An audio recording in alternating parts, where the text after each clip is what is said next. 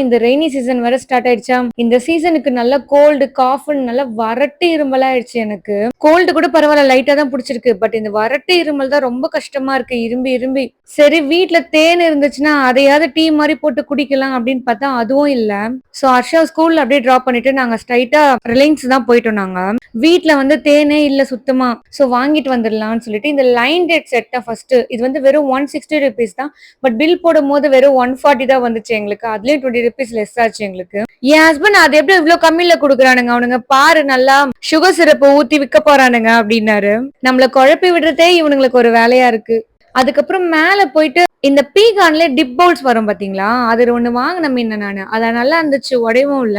So அதுலயே ஒரு 2 வாங்கிக்கலாம்னு சொல்லிட்டு தான் நான் மேல போனோம் நாங்க. கடை ஃபுல்லா தேடினாலுமே எனக்கு தேவையில்லாததெல்லாம் நிறைய இருக்கு இங்க.